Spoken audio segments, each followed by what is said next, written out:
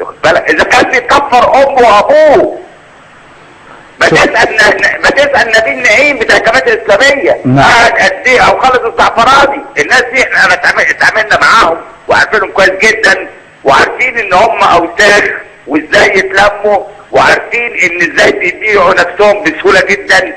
واللي عاملين قدامك رجاله دول لو تسال مستشار مرتضى اللي كان حضر، اساله في السجون كانوا بيعملوا مع بعض ايه. الناس دي كلها كانت بتيجي من ورا بعضها تفتن على بعضها.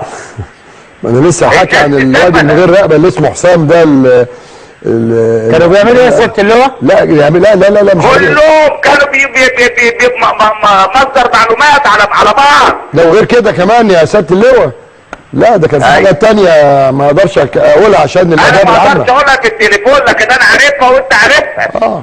انا اتحبست كلهم ولا بعض منهم؟